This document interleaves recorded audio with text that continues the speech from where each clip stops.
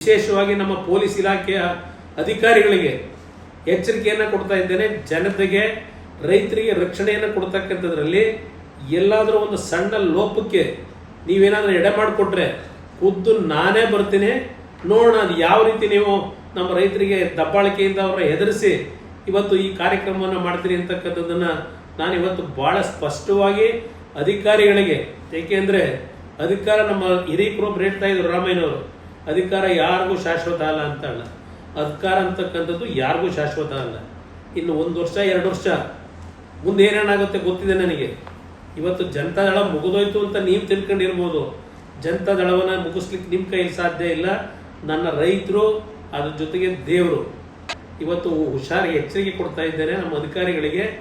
ಮುಂದಕ್ಕೆ ಈ ಒಂದು ವಿಷಯವನ್ನು ನಿಲ್ಲಿಸಿ, ನೀವು ಏನೇನು ಮಾಡ್ತಾ ಇದ್ದೀರಿ, ಯಾವ ಈ ರೀತಿ ಕಾನೂನು ಬಾಹಿರವಾಗಿ ಏನೇನು ನಡೆಸಿದ್ದೀರಿ ಎಲ್ಲ ಗೊತ್ತಿದೆ. ಜೈಲಿಗೆ ಹೋಗ್ತಕ್ಕಂಥ ದಿನಗಳು ದೂರ ಇಲ್ಲ.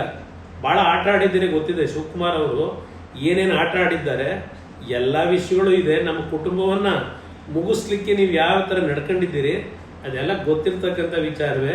ಸ್ಪಷ್ಟವಾಗಿ ಹೇಳ್ತಾ ಇದ್ದೇನೆ, ಒಂದು ನಮ್ಮ ಅಧಿಕಾರಿಗಳಿಗೆ ನನ್ನ ರೈತರನ್ನ ನೀವು ದಬ್ಬಾಳಿಕೆ ಮಾಡಿ ಒಕ್ಕಲೆಬ್ಬಿಸ್ತಕ್ಕಂಥದ್ದು, ಒತ್ತಡಗಳನ್ನು ಹಾಕಿ ಸರ್ವೆ ಕಾರ್ಯ ಮಾಡ್ತೀವಿ ಅಂದರೆ ಮುಂದಕ್ಕೆ ಭಾಳ ದೊಡ್ಡ ಮಟ್ಟದ ಒಂದು ಪ್ರಾಯಶ್ಚಿತ್ತವನ್ನು ನೀವೆಲ್ಲ ಅನುಭವಿಸ್ಬೇಕಾಗ್ತದೆ. ರೈತರ ಬಗ್ಗೆ ದಬ್ಬಾಳಿಕೆಯನ್ನು ಮಾಡ್ತಕ್ಕಂಥದ್ದು ನಿಲ್ಲಿಸಬೇಕು. ನಾನು ಕಾಣದೇ ಇರತಕ್ಕಂಥ ಅಧಿಕಾರಿಗಳಲ್ಲ ನೀವು ಯಾವ ರೀತಿ ನಡ್ಕೊಂಡಿದ್ದೀರಿ ನನಗೆ ಗೊತ್ತಿದೆ. ನಾನು 2 ವಿಷಯಗಳನ್ನು ನಿಮ್ಮ ಮುಂದೆ ಇಡ್ಲಿಕ್ಕೆ ಬಯಸ್ತೀನಿ. ಈಗಿನ ಸರ್ಕಾರ ನಮ್ಮ ಕುಟುಂಬದ ಮೇಲೆ ಅಪಾದನೆಯನ್ನು ಮಾಡ್ತಾ ಇದ್ದಾರೆ. 2 ವಿಷಯಗಳನ್ನು ನಿಮ್ಮ ಮುಂದೆ ಇಡ್ತೀನಿ. ಭಾಳ ದೊಡ್ಡ ಮಟ್ಟದಲ್ಲಿ ನಿಮ್ಮ ಸಮಯ ತೆಗೆದುಕೊಳ್ಳಿಕ್ಕೆ ಹೋಗೋದಿಲ್ಲ. ಮೊದಲನೇ ಒಂದು ಪ್ರಕರಣ, ಬೆಂಗಳೂರು ಮೈಸೂರು ರಸ್ತೆಯ ವಿಷಯದಲ್ಲಿ ದೇವೇಗೌಡರು ಮುಖ್ಯಮಂತ್ರಿಗಳಿದ್ದಾಗ ತೆಗೆದುಕೊಂಡಂಥ ಒಂದು ನಿರ್ಧಾರ. ದೇವೇಗೌಡರು ಆ ಒಂದು ಬೆಂಗಳೂರು ಮೈಸೂರಿನ ಅಗಲೀಕರಣದ ಒಂದು ತೀರ್ಮಾನ ತೆಗೆದುಕೊಳ್ಳಲಿಕ್ಕೆ ಕಾರಣ, ಒಂದು ಶಾಲಾ ಬಸ್ಸು ಮಾಯಗಾನಹಳ್ಳಿ ತಿರುವಿನಲ್ಲಿ ಆಕ್ಸಿಡೆಂಟ್ನಲ್ಲಿ ಏನೋ ಒಂದು ಅಪಘಾತಕ್ಕೊಳಗಾಯಿತು. 9 ಮಕ್ಕಳು ಸ್ಥಳದಲ್ಲೇ ತೀರ್ಕೊಂಡು ಹೋದಂಥ ಒಂದು ಘಟನೆ.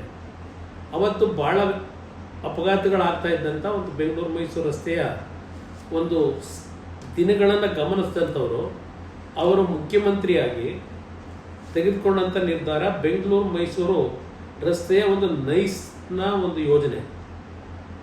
ಆ ಯೋಜನೆ ದೇವೇಗೌಡರು ತೆಗೆದುಕೊಂಡು ಯಾವ ರೀತಿ ಇರಬೇಕು ಅಂತಕ್ಕಂಥ ತೀರ್ಮಾನ ಏನು ಮಾಡಿದ್ರು, ಅವರು ದೆಹಲಿಗೆ ಹೋಗಬೇಕಾದ ಅನಿವಾರ್ಯತೆ ಬಂತು ಪ್ರಧಾನಮಂತ್ರಿಗಳಾಗಿ.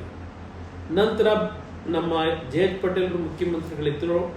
ಅದಾದ ಮೇಲೆ ಕಾಂಗ್ರೆಸ್ ಸರ್ಕಾರ ಬಂದ ಮೇಲೆ ಇದೇ ಶಿವಕುಮಾರ್ ಈಗೇನು ಆಪಾದನೆ ಮಾಡ್ತಾರೆ, ಇದೇ ಶಿವಕುಮಾರ್ ಅವರು ಭಯಪ್ಪ ಅಂತೇಳಿ DMICP ಅಂತ ಹೇಳಿ ಒಂದು ಪ್ರಾಧಿಕಾರ ರಚನೆ ಮಾಡಿ, ಪ್ರಾಧಿಕಾರದ ಅಧ್ಯಕ್ಷರು ಅವರೇ ಆಗ್ತಾರೆ. ಅವರ ಜೊತೆಗೆ SM ಕೃಷ್ಣ ಅವರ ಸರ್ಕಾರದಲ್ಲಿ ಮಂತ್ರಿಗಳು ಇರ್ತಾರೆ. ಆ ಸಂದರ್ಭದಲ್ಲಿ ಅವತ್ತು 1.25 ಲಕ್ಷ ಎಕರೆ ಭೂಮಿಯನ್ನು ವಶಪಡಿಸ್ಕೊಳ್ತಕ್ಕಂಥ ತೀರ್ಮಾನ ಮಾಡ್ತಾರೆ ಬೆಂಗಳೂರಿನಿಂದ ಮೈಸೂರಿನವರೆಗೆ. 30 ವರ್ಷಗಳಾಯಿತು. ಇವತ್ತಿನವರೆಗೆ ಆ ಒಂದು ರಸ್ತೆಯ ಕೆಲಸ ಮಾಡಲಿಲ್ಲ.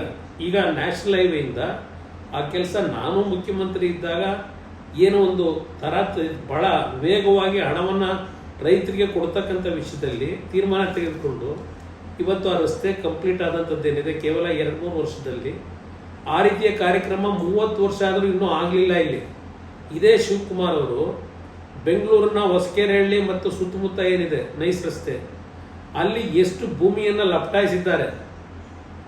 ದೇವೇಗೌಡರು ಅದರ ವಿರುದ್ಧ ಯಾವಾಗ ತಪ್ಪುಗಳಾಯಿತು ಅದನ್ನು ಸರಿಪಡಿಸಬೇಕು ಅಂತ ಹೇಳಿ ಯಾವ ಮಟ್ಟದ ಹೋರಾಟ ಮಾಡಿದ್ದಾರೆ ಅದೆಲ್ಲ ಇವತ್ತು ನಮ್ಮ ಕಣ್ಣು ಮುಂದೆ ಇದೆ. ದೇವೇಗೌಡರು ಎಂದೂ ಸಹ ರೈತರಿಗೆ ಅನ್ಯಾಯ ಮಾಡಲಿಕ್ಕಾಗಲಿ, ರೈತರಿಗೆ ದ್ರೋಹ ಮಾಡ್ತಕ್ಕಂಥ ಒಂದು ಕ್ಷಣದಲ್ಲಿ ಆ ಥರ ಮಾಡಿದರೆ ಅವರು ರಾಜಕೀಯದಿಂದ ನಿವೃತ್ತಿ ಹೊಂದಿದ್ರು. ರೈತರ ಪರವಾಗಿ ರೈತರಿಗೆ ಅನ್ಯಾಯ ಆದಾಗ ರೈತರ ಪರವಾಗಿ ಧ್ವನಿ ಎತ್ತಿರ್ತಕ್ಕಂಥ ಒಬ್ಬ ರಾಜಕಾರಣಿ ಈ ದೇಶದಲ್ಲಿದ್ದರೆ, ನಾನು ರಾಜ್ಯದಲ್ಲಿ ಹೇಳಲ್ಲ, ಈ ದೇಶದಲ್ಲಿದ್ದರೆ ಸನ್ಮಾನ್ಯ ದೇವೇಗೌಡರು ಅಂತಕ್ಕಂಥದ್ದನ್ನು ನೀವೇ ಬೆಳೆಸಿರ್ತಕ್ಕಂಥವ್ರು ನೀವು ಮರಿಬಾರ್ದು ಅಂತಕ್ಕಂಥ ಹೇಳಿ ಬಯಸ್ತಾ ಇದ್ದೇನೆ. ಅದಷ್ಟೇ ಅಲ್ಲ, ನನ್ನ ಕಾಲದಲ್ಲಿ ಯಾವೊಂದು ಈ ಪ್ರಾಜೆಕ್ಟ್ ಬಗ್ಗೆ ನಾನೇ ಇದಕ್ಕೆ ಭೂಸ್ವಾಧೀನ ಪ್ರಕ್ರಿಯೆ ಮಾಡಿದ್ದೆ ಅಂತ ಹೇಳ್ತಾರೆ. ನಾನು ಯಾವುದೇ ಭೂಸ್ವಾಧೀನ ಪ್ರಕ್ರಿಯೆ ಮಾಡಿರಲಿಲ್ಲ. ಈ ಕಾರ್ಯಕ್ರಮವನ್ನು ತರಬೇಕು ಅಂತಕ್ಕಂಥದ್ದು ಬರೀ ಬಿಡದಿ ಹತ್ರದ್ದಲ್ಲ, ನಂದಗುಡಿ ಇರ್ಬೋದು, ಸೋಲೂರು ಇರ್ಬೋದು, ಅಲ್ಲಿ ದೇವನಹಳ್ಳಿ ಭಾಗ ಇರ್ಬೋದು ಮತ್ತು ಕನಕಪುರ ಭಾಗದಲ್ಲಿ ಇದನ್ನು ತರಬೇಕು ಅಂತ ಹೊರಟಿದ್ದ ಕಾರಣ ನಮ್ಮ ಮತ್ತೊಬ್ಬ ರೈತರು ಹೇಳ್ತಾ ಇದ್ರು, ಯಾತಕ್ಕೆ ನಮ್ಮ ರೈತರು ಭೂಮಿನೇ ಬೇಕು, ನಿಮ್ಮ ಸರ್ಕಾರದ ಭೂಮಿ ಮಾಡಬಾರ್ದು ಅನ್ನತಕ್ಕಂಥದ್ದನ್ನ ಏನು ಹೇಳ್ತಾ ಇದ್ರು. ಅವತ್ತು ಯಾವೊಂದು ಬೆಂಗಳೂರಿನ ಸಮೀಪದಲ್ಲಿದ್ದಂಥ ಬಿಡದಿ ಅವತ್ತು ದೊಡ್ಡ ಮಟ್ಟದಲ್ಲಿ ಬೆಳೀತಾ ಇತ್ತು. ಆ ಹಿನ್ನೆಲೆಯಲ್ಲಿ ನನ್ನ ರೈತರಿಗೆ ಕನ್ವಿನ್ಸ್ ಮಾಡಿ ನನ್ನ ಹೆಣ್ಣುಮಕ್ಳು ಹೇಳಿದಾಗ, ನಾವು ನೀವು ದುಡ್ಡು ಕೊಡ್ಬೋದು, ದುಡ್ಡನ್ನು ನಮ್ಮ ಮಕ್ಕಳು ಮತ್ತೆ ಹಾಳು ಮಾಡ್ಕೊಂಡ್ರೆ ನಾವೆಲ್ಲ ಹೋಗ್ಬೇಕು ಅಂತ. ನಾನು ಆ ಒಂದು ಹಿನ್ನೆಲೆಯಲ್ಲೇ ರೈತರಿಗೆ ಯಾವೊಂದು ಡೆವಲಪ್ಮೆಂಟ್ ಆದಮೇಲೆ 40% ಜಮೀನನ್ನು ರೈತರಿಗೆ ಬಿಟ್ಟುಕೊಡ್ಬೇಕು ಡೆವಲಪ್ಮೆಂಟ್ ಜಾಗದಲ್ಲಿ ಅಂತಕ್ಕಂಥ ಒಂದು ತೀರ್ಮಾನವನ್ನು ಸಹ ಮಾಡಿದೆ. ಇದು ನಾನು ಮಾಡಿದಂಥ ರೈತರ ಭೂಮಿನ 40% ಉಳಿಸ್ಕೊಡ್ಬೇಕು ಡೆವಲಪ್ಮೆಂಟ್ ಆದಮೇಲೆ ನಿಮ್ಗೆ ಅದರ ವ್ಯಾಲ್ಯೂನು ಜಾಸ್ತಿ ಆಗ್ತಿತ್ತು. ಈ ರೀತಿಯ ಕಾರ್ಯಕ್ರಮ ತರಲಿಕ್ಕೆ ನಾನು ಹೊರಟಿದ್ದು. ಅದಷ್ಟೇ ಅಲ್ಲ, ನಾನು 2006ನೇ ಇಸ್ವಿನಲ್ಲಿ ಆ ಒಂದು ಯೋಜನೆಗೆ 60,000 ಕೋಟಿ ರೂಪಾಯಿಗಳನ್ನು ಬಂಡವಾಳ ಹಾಕಬೇಕು ಅಂತಕ್ಕಂಥದ್ದು ಇದ್ದಿದ್ದು. ಅದರಿಂದ ನಿಮ್ಗೆಲ್ಲರಿಗೂ ಆರ್ಥಿಕವಾಗಿ ನೀವು ಮೇಲೆ ಬರಬೇಕು ಅಂತಕ್ಕಂಥದ್ದು ನನ್ನ ಆಸೆ ಇಟ್ಕೊಂಡಿದ್ದು. ಇದರಿಂದ ನಾನು ನನ್ನ ರೈತರು ನನ್ನನ್ನು ಬೆಳೆಸಿರ್ತಕ್ಕಂಥ ನನ್ನ ತಂದೆ ತಾಯಂದರಿಗೆ ನನ್ನ ಜೀವನದ ಕೊನೆ ಉಸಿರಿನವರೆಗೂ ಅನ್ಯಾಯ ಮಾಡೋನಲ್ಲ. ಇದನ್ನು ಭಾಳ ಸ್ಪಷ್ಟವಾಗಿ ಹೇಳ್ತೇನೆ. ಇವತ್ತು 20,000 ಕೋಟಿ ಹೇಳ್ತಾ ಇದ್ದಾರೆ. ಅವತ್ತು ನಾನು 60,000 ಕೋಟಿ 2006ನೇ ಇಸ್ವಿ ಅಂದರೆ ಇವತ್ತಿಗೆ ಅದು ಹೆಚ್ಚು ಕಡಿಮೆ ಒಂದು 3ರಿಂದ 4 ಲಕ್ಷ ಕೋಟಿ ಆಗುತ್ತೆ. ಆದರೆ ಈ ಒಂದು ವಿಷಯದಲ್ಲಿ ಯಾವ ಒಂದು ವಿರೋಧವನ್ನು ಕೆಲವರು ಮಾಡಲಿಕ್ಕೆ ಪ್ರಾರಂಭ ಮಾಡಿದ್ರು. ಇದೇ ಕಾಂಗ್ರೆಸ್ ಪಕ್ಷ ಅದೇನೋ ಸತ್ಯಶೋಧನಾ ಸಮಿತಿ ಅಂತ ಮಾಡ್ಕೊಂಡ್ರು. ಇದೇ HK ಪಾಟೀಲ್ ಇವರೆಲ್ಲ, ಕುಮಾರಸ್ವಾಮಿ ಏನೋ ಬೆಂಗಳೂರು ಸುತ್ತಮುತ್ತ ಭೂಮಿ ಕೊಡಲಿಕ್ಕೆ ಕೊಟ್ಟಿದ್ದಾನೆ ಅಂತ ಹೇಳಿ. ಇದೆಲ್ಲ ಒಂದು ಇತಿಹಾಸ ಇದೆ. ನಾನು ಇದೆಲ್ಲ ಎಕ್ಸ್ಪ್ಲೈನ್ ಮಾಡ್ಲಿಕ್ಕೆ ಹೋಗಲ್ಲ. ಆದರೆ ಒಂದು 2006ನೇ ಇಸ್ವಿಲಿದ್ದಂಥ ಜನಜೀವನ ಇವತ್ತು ಯಾವ ರೀತಿ ಬಿಲ್ಡಪ್ ಆಗಿದೆ. ಇವತ್ತು ಬಿಡದಿ ಸರೌಂಡಿಂಗು 2006ರಲ್ಲಿ ಯಾವ ರೀತಿ ಇತ್ತು. ಈಗ ಉದಾಹರಣೆಗೆ ನಾನು ಹಾಸನದಲ್ಲಿ ಹುಟ್ಟಿದ್ರು, ಅದೇನೋ ಋಣಾನುಬಂಧ 1983ರಿಂದ 85ರಲ್ಲಿ ನನಗೆ ಕೆಲವರಲ್ಲಿ ಜಮೀನು ತಗೋಬೇಕು ಅಂತ ಹಿಂಸೆ ಮಾಡಿ ಜಮೀನು ಕೊಡಿಸಿದ್ರಿಂದ ನನ್ನ ಸಂಬಂಧ ಬೆಳೀತು. ಅಲ್ಲಿ ಅವತ್ತಿನಿಂದ ಇಲ್ಲಿಯವರೆಗೆ ನಾನು ಒಬ್ಬ ರೈತರಿಗೆ ಇರಲಿ, ಒಬ್ಬ ಸಾಮಾನ್ಯ ಮನುಷ್ಯನಿಗೂ ತೊಂದರೆ ಕೊಟ್ಟವನಲ್ಲ, ನನ್ನನ್ನು ಬೆಳೆಸ್ಕೊಂಡಿದ್ದೀನಿ. ಇವತ್ತು ಸಹ ಹೇಳ್ತೇನೆ, ಈ ವಿಷಯದಲ್ಲಿ ಇವತ್ತೇನು ಎಲ್ಲ ನಿಮ್ಮ ಪರವಾಗಿ ನಿಂತಿದ್ದಾರೆ. ಇಲ್ಲಿ ನಾನು ಮುಖ್ಯಮಂತ್ರಿಯ ಅವಧಿ ಇದ್ದಿದ್ದು ಕೇವಲ 18 ತಿಂಗಳು. 18 ತಿಂಗಳ ನಂತರ ಹಲವಾರು ಘಟನೆಗಳು ಈ 18 ವರ್ಷದಲ್ಲಿ ಆಗೋಗಿದೆ. ಅದೆಲ್ಲವನ್ನು ಸುದೀರ್ಘವಾಗಿ ನಿಮ್ಗೆ ಹೇಳಲಿಕ್ಕೆ ಹೋಗೋದಿಲ್ಲ. ಆದರೆ ಇವತ್ತು ಮಂಜು ಅವ್ರು ಮಾತನಾಡಬೇಕಾದ್ರೆ ಒಂದು ಮಾತು ಹೇಳಿದ್ರು, ಪ್ರಕಾಶ್ ಅವ್ರು ಮಾತನಾಡಬೇಕಾದ್ರೆ ಒಂದು ಮಾತು ಹೇಳಿದ್ರು. ಮಂಜು ಹೇಳಿದಂಥದ್ದು 9,000 ಎಕರೆ ಅಂತ ಹೇಳಿ ಏನು ಕೆಲವು ಅಧಿಕಾರಿಗಳು ಇವ್ರಿಗೆ ಮಾಹಿತಿ ಕೊಟ್ಟಿದ್ರು. ಆ 9,000 ಎಕರೆನಲ್ಲಿ 3,500ರಿಂದ 4,000 ಎಕರೆ ಸರ್ಕಾರಿ ಭೂಮಿ ಇದೆ ಅಂತ ಹೇಳಿ ಇವರು ಮಾಹಿತಿಗಳನ್ನು ಇಟ್ಕೊಂಡು ಸರ್ವೆ ಮಾಡಲಿಕ್ಕೆ ಹೊರಟರು. ಇದರಲ್ಲಿ ಈಗ ಬರೀ 700 ಎಕರೆ ಇದೆ ಅಂತ ಏನು ತೋರಿಸ್ತಾ ಇದ್ದಾರೆ.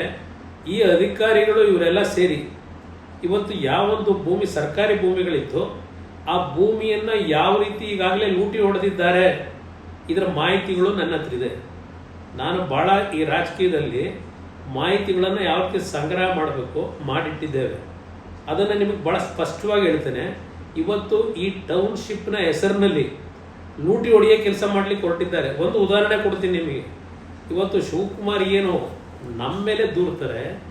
ಇವತ್ತು ನಮ್ಮ ಬಿಲ್ಕೆಂಪನಹಳ್ಳಿಯ ಪಕ್ಕದಲ್ಲಿ ಒಬ್ಬ ಬ್ರಾಹ್ಮಣರು ಕೃಷ್ಣಮೂರ್ತಿ ಅಂತ ಹೇಳಿ ಅವರು ಪಾಪ ಫೈನಾನ್ಸ್ ಕಾರ್ಪೊರೇಷನಲ್ಲಿ ಲೋನ್ ತಗೊಂಡು ಪಾಪ ಏನೋ ಒಂದು ಹೋಟ್ಲ್ ಹಾಕೊಂಡ್ರು.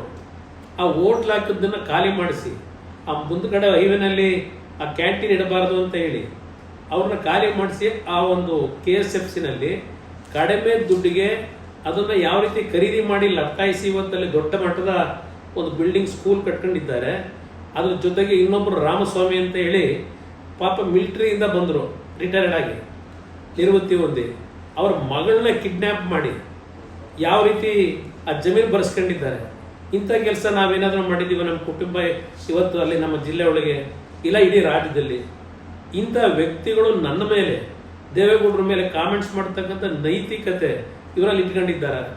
ಇಲ್ಲ ನಾನು ಜಮೀನು ಕೊಡಿಸಿದ್ದಾರೆ ನನ್ನಲ್ಲಿ ಕೆತ್ತನಹಳ್ಳಿನಲ್ಲಿ. ಇವತ್ತು ನಾನು ಅಲ್ಲಿ ಏನು ದೊಡ್ಡ ಕಾಲೇಜು ಇಲ್ಲ ಫ್ಯಾಕ್ಟ್ರಿ ಕಟ್ಟಿದ್ದೀನಿ. ನಿಮ್ಮ ಥರ ನಾನು ಒಬ್ಬ ರೈತನಾಗಿ ಅಲ್ಲಿ ಇವತ್ತು ಏನು ಜೀವನ ಮಾಡ್ತಾ ಇದ್ದೇನೆ. ನನಗೆ ಆ ಆಸ್ತಿ ತಗೊಂಡಿದ್ದು ಅಧಿಕಾರದಲ್ಲಿದ್ದಾಗಲ್ಲ, ನಾನು ಸಿನಿಮಾ ಡಿಸ್ಟ್ರಿಬ್ಯೂಟರ್ ಇದ್ದಾಗ ಆಸ್ತಿಯನ್ನೇನು ತೆಗೆದುಕೊಂಡಿದ್ದೆ, ಇವತ್ತು ಅದನ್ನು ರೈತನಾಗೆ ಕೃಷಿ ವಲಯದಲ್ಲೇ ಇಟ್ಟಿದ್ದೇನೆ. ಅದನ್ನು ಆ ರೀತಿ ಬದುಕಿರೋದು ನಿಮ್ಮ ಜೊತೆನಲ್ಲಿ ನಾನು. ಇವತ್ತು ನನ್ನ ಮಗ ಇವತ್ತಲ್ಲಿ ಬಂದೇ ನಿಂತಿದ್ದಾನೆ. ನನ್ನ ಮಗ ಅನ್ನೋದಲ್ಲ, ನಿಮ್ಮಗಳ ಮಗ ಅಂತಕ್ಕಂಥದ್ದು ನಾನು ಹೇಳಲಿಕ್ಕೆ ಬಯಸ್ತೀನಿ. ಅವನಿವತ್ತು ಧ್ವನಿ ಎತ್ತಿ ನನ್ನ ಪರವಾಗಿ ನನ್ನ ಆರೋಗ್ಯದ ಸಮಸ್ಯೆಗಳಿಂದ ಅವನೇ ಇವತ್ತಿನ ಬಂದಿದ್ದಾನೆ. ಒಂದು ಮಾತನ್ನು ಕೊಡ್ತಾನೆ. ಅವನೇನು ಹೇಳಿದ್ದಾನೆ, 1 ಇಂಚು ಭೂಮಿಯನ್ನು ನಮ್ಮ ರೈತರಿಂದ ವಶಪಡಿಸ್ಕೊಳ್ಳಿಕ್ಕೆ ಸರ್ಕಾರಕ್ಕೆ ಬಿಡಲ್ಲ ಅಂತಕ್ಕಂಥದ್ದು ಏನು ಹೇಳಿದ್ದಾನೆ. ಅದಕ್ಕೆ ನನ್ನ ಬೆಂಬಲವೂ ಇದೆ. ನಾನು ಸಹ ನಿಮ್ಮ ಜೊತೆ ಬೆಂಗಳೂರಿಗೆ ಪಾದಯಾತ್ರೆ ಹೋಗಬೇಕಂತ ಅನಿವಾರ್ಯತೆ ಬಂದರೆ ನಾನೇ ನಿಮ್ಮ ಜೊತೆ ಭಾಗವಹಿಸಿ. ನನ್ನ ಆರೋಗ್ಯ ಮುಖ್ಯ ಅಲ್ಲ, ನನ್ನನ್ನು ಬೆಳೆಸಿರ್ತಕ್ಕಂಥ ನನ್ನ ಜನನ ಮುಖ್ಯ. ನನಗೆ ನಿಮ್ಮ ಕಣ್ಣಲ್ಲಿ ಎಂದೂ ನೀರು ಹಾಕಬಾರ್ದು. ಇವತ್ತು ಮೊನ್ನೆ ನನಗೆ ನಮ್ಮ PA ಹೇಳ್ತಾ ಇದ್ದ, ರಾತ್ರಿ 11 ಗಂಟೆಗೆ ನಿನ್ನೆ ಯಾರೋ ಪಾಪ ಹೊಸೂರ್ನ ಒಂದು ಹೆಣ್ಣು ಮಗಳ ಮನೆಗೆ ನುಗ್ಗಿ ಗಲಾಟೆ ಮಾಡಿದಂಥ ಸನ್ನಿವೇಶ ನನಗೆ ಎಕ್ಸ್ಪ್ಲೈನ್ ಮಾಡಿ TV ಆ ಒಂದು ವಾಟ್ಸಪ್ಪಲ್ಲಿ ತೋರಿಸ್ತಾ ಇದ್ದ. ಇಂಥ ನೀಚ್ ಕೆಲಸ ಮಾಡಿ ಇವತ್ತು ಅಲ್ಲಿ ಟೌನ್ಶಿಪ್ ಕಟ್ಟಬೇಕು. ಅವರು ಬಡವರ ಮೇಲೆ ಇವತ್ತು ಹಲ್ಲೆ ಮಾಡಿ. ಅದರಿಂದ ಇವತ್ತು ನೀವೇನು ಹೋರಾಟಕ್ಕೆ ಇಳಿದಿದ್ದೀರಿ, ಇದು ರಾಜಕೀಯದ ಪ್ರಶ್ನೆ ಅಲ್ಲ, ನಿಮ್ಮ ಬದುಕಿನ ಪ್ರಶ್ನೆ ಅನ್ನೋದು ನೀವೇನು ಹೇಳ್ತಾ ಇದ್ದೀರಿ. ನಮ್ಮ ಪ್ರಕಾಶ್ ಒಂದು ಮಾತು ಹೇಳಿದ್ರು, ಇವತ್ತು ನಾವು ಇಷ್ಟು ಹಾಲು ಕರಿತಾ ಇದ್ದೀವಿ, ಅಲ್ಲಿಂದ ರೇಷ್ಮೆ ಬೆಳೀತಾ ಇದ್ದೀವಿ ಅಂತೆಲ್ಲ ಹೇಳ್ತಾ ಇದ್ರು. ಇವತ್ತು ಮಂಜು ಅವರು ಹೇಳ್ತಾ ಇದ್ರು, ಇದನ್ನು ಒಂದು ನಮ್ಮ ಕಾಲುವೆ ಸುವರ್ಣಮುಖಿ ನದಿಯ ಒಂದು ಕಾಲುವೆ ಪುನಶ್ಚೇತನಕ್ಕೆ ನಮ್ಮ ಕುಮಾರಣ್ಣನ ಕಾಲದಲ್ಲಿ ನಾವು ದುಡ್ಡು ತಂದು ಮಾಡಿಸಿದ್ದೇವೆ ಅಂತೆಲ್ಲ ಹೇಳ್ತಾ ಇದ್ರು. ಅದೆಲ್ಲ ಒಂದು ಭಾಗ ಇರಲಿ. ಆದರೆ ಇವತ್ತು ಸ್ವಲ್ಪ ಹಸುಗಳ ಮುಖಾಂತರ ಇವತ್ತು ಹಾಲನ್ನು ಕರೆದು ಇವತ್ತೇನೋ ಆರ್ಥಿಕವಾಗಿ ಸ್ವಲ್ಪ ಸದೃಢವಾಗಿ ನಮ್ಮ ರೈತರು ಹಳ್ಳಿಗಳಲ್ಲಿ ಬದುಕಿದ್ದಾರೆ ಬೆಳೆ ಬೆಳೆಯೋದಕ್ಕಿಂತ. ಆದರೆ ರೇಷ್ಮೆ ಬೆಲೆ ಅವತ್ತಿನ ಕಾಲದಲ್ಲಿ 70-80 ರೂಪಾಯಿಗೆ ಅವತ್ತು ಬೆಲೆ ತಗೊಳ್ಳೋಕೆ ಆಗ್ತಿರಲಿಲ್ಲ ನಮ್ಮ ರೈತರು. ಇವತ್ತು 600-700 ರೂಪಾಯಿ ರೇಷ್ಮೆ ಬೆಳೆ ಇದೆ. ಇಂಥ ಒಂದು ಬೆಳೆ ಬೆಳೆಯತಕ್ಕಂಥ ಭೂಮಿಗಳನ್ನು ಯಾವುದೇ ಕಾರಣಕ್ಕೂ ಯಾವುದೇ ಅಭಿವೃದ್ಧಿ ಹೆಸರಿನಲ್ಲಿ ಲೂಟಿ ಆಗಲಿಕ್ಕೆ ಅವಕಾಶ ಕೊಡಬಾರ್ದು ಅಂತಕ್ಕಂಥದ್ದು.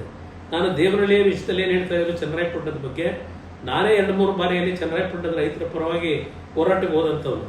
ಇವತ್ತು ಈ ಸರ್ಕಾರ ರೈತರ ಒಂದು ಒತ್ತಡಕ್ಕೆ ಡಿನೋಟಿಫಿಕೇಶನ್ ಮಾಡಿದ್ರು. ಈಗ ಅವ್ರಿಗೆ ಎದುರಿಸ್ತಾ ಇದ್ದಾರೆ ಅಲ್ಲಿ ರೈತರಿಗೆ ಎದುರಿಸಿ ನೀವೇನಾದ್ರು ಕೊಡದೇ ಇದ್ರೆ ಗ್ರೀನ್ ಝೋನು, ಯೆಲ್ಲೋ ಝೋನು, ನಿಮಗೆ ಭೂಮಿ ಇವತ್ತು ಅಗ್ರಿಕಲ್ಚರ್ ಬಿಟ್ಟು ನೀವು ಮುಂದಕ್ಕೆ ಏನೂ ಮಾಡಬಾರ್ದು, ಹಾಗೆ ಮಾಡ್ತೀವಿ ಅಂತ ಎದುರಿಸ್ಕೊಂಡು ಕೂತಿದ್ದಾರೆ. ಇದೆಲ್ಲ ನನಗೆ ಗೊತ್ತಿದೆ ನನಗೆ. ಆದರೆ ಒಂದು ಮಾತು ಕೊಡ್ತೇನೆ, ಇವತ್ತು ನಿಮ್ಮ ಹೋರಾಟ ಏನಿದೆ ಆ ಹೋರಾಟಕ್ಕೆ ಸಂಪೂರ್ಣವಾಗಿ ನಿಮ್ಮ ಜೊತೆಯಲ್ಲಿದ್ದೇನೆ. ನಾನು ಯಾವುದೇ ಕಾರಣಕ್ಕೂ ನನ್ನ ರೈತರಿಗೆ ತೊಂದರೆ ಆಗ್ತದೆ ಅಂದಾಗ ಎಂದೂ ಸಹ ನಮ್ಮ ರೈತರನ್ನ ನಾನು ಬಿಟ್ಕೊಟ್ಟಿಲ್ಲ. ನಾನು ದೇವೇಗೌಡರು ಬಿಟ್ಕೊಟ್ಟಿಲ್ಲ. ಇದನ್ನು ಭಾಳ ಸ್ಪಷ್ಟವಾಗಿ ಹೇಳ್ತಾ ಇದ್ದೇನೆ.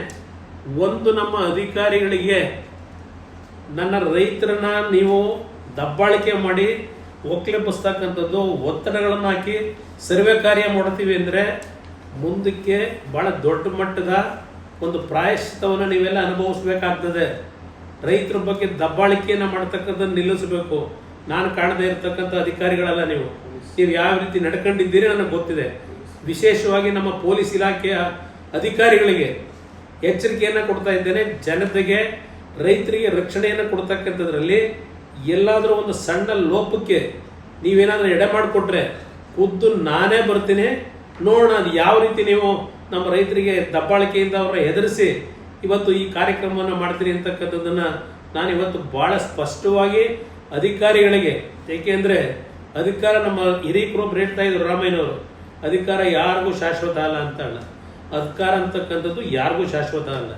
ಇನ್ನು 1 ವರ್ಷ 2 ವರ್ಷ ಮುಂದೆ ಏನೇನಾಗುತ್ತೆ ಗೊತ್ತಿದೆ ನನಗೆ. ಇವತ್ತು ಜನತಾದಳ ಮುಗಿದೋಯ್ತು ಅಂತ ನೀವು ತಿಳ್ಕೊಂಡಿರ್ಬೋದು. ಜನತಾದಳವನ್ನು ಮುಗಿಸ್ಲಿಕ್ಕೆ ನಿಮ್ಮ ಕೈಯಲ್ಲಿ ಸಾಧ್ಯ ಇಲ್ಲ.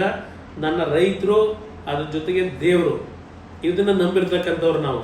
ಅದರಿಂದ ಇವತ್ತು ನಮ್ಮ ರೈತರಿಗೆ ನೀವು ತೊಂದರೆಯನ್ನು ಕೊಟ್ಟರೆ ಅಂತಿಮವಾಗಿ ಮುಂದಿನ ದಿನಗಳು ನನ್ನ ಒಂದು ನಡವಳಿಕೆಗಳು, ನಾನು ಹಿಂದೆ ಏನು ಮೃದು ಸ್ವಭಾವದಲ್ಲಿದ್ದೆ, ಆದರೆ ನನ್ನ ರೈತರಿಗೋಸ್ಕರ ಕೆಲವು ಬದಲಾವಣೆಗಳನ್ನು ಈ ರಾಜ್ಯದಲ್ಲಿ ತರ್ತಕ್ಕಂಥ ದಿನಕ್ಕೆ ಇವತ್ತು ಜನ ನಮ್ಮನ್ನು ಕೈ ಹಿಡಿತಾರೆ ಅಂತಕ್ಕಂಥದ್ದು ಗೊತ್ತಿದೆ. ಇವತ್ತು ಹುಷಾರು ಎಚ್ಚರಿಕೆ ಕೊಡ್ತಾ ಇದ್ದೇನೆ ನಮ್ಮ ಅಧಿಕಾರಿಗಳಿಗೆ. ಮುಂದಕ್ಕೆ ಈ ಒಂದು ವಿಷಯವನ್ನು ನಿಲ್ಲಿಸಿ ನೀವು ಏನೇನು ಮಾಡ್ತಾ ಇದ್ದೀರಿ, ಯಾವ ರೀತಿ ಕಾನೂನು ಬಾಹಿರವಾಗಿ ಏನೇನು ನಡೆಸಿದ್ದೀರಿ ಎಲ್ಲ ಗೊತ್ತಿದೆ. ಜೈಲಿಗೆ ಹೋಗ್ತಕ್ಕಂಥ ದಿನಗಳು ದೂರ ಇಲ್ಲ. ಭಾಳ ಆಟ ಆಡಿದ್ದೀರಿ ಗೊತ್ತಿದೆ. ಶಿವಕುಮಾರ್ ಅವರು ಏನೇನು ಆಟ ಆಡಿದ್ದಾರೆ ಎಲ್ಲ ವಿಷಯಗಳು ಇದೆ. ನಮ್ಮ ಕುಟುಂಬವನ್ನು ಮುಗಿಸ್ಲಿಕ್ಕೆ ನೀವು ಯಾವ ಥರ ನಡ್ಕೊಂಡಿದ್ದೀರಿ ಅದೆಲ್ಲ ಗೊತ್ತಿರ್ತಕ್ಕಂಥ ವಿಚಾರವೇ. ಮುಂದೆ ದೊಡ್ಡ ಮಟ್ಟದಲ್ಲಿ ಭಗವಂತನ ನಂಬಿದ್ದೇವೆ. ಆ ಭಗವಂತ ನಿಮ್ಗೆ ಏನು ಶಿಕ್ಷೆ ಕೊಡಬೇಕು ಅದೇನೋ ಗೊತ್ತಿಲ್ಲ. ನಿಖಿಲ್ ಕುಮಾರಸ್ವಾಮಿ ಅವರು ರಾಕ್ಷಸರು ಅನ್ನೋ ಪದ ಏನು ಬಳಸಿದ್ದಾನೆ, ಅದರಲ್ಲಿ ಯಾವ ಸಂಶಯ ಇಲ್ಲ ಅಂತಕ್ಕಂಥದ್ದು ನನ್ನ ಅಭಿಪ್ರಾಯ. ಎಲ್ರಿಗೂ ನನ್ನ ಮೇಲೆ ವಿಶ್ವಾಸ ಇಡಿ. ನನ್ನ ಮೇಲೆ ಯಾವುದೇ ರೀತಿ ಒಂದು ಸಣ್ಣ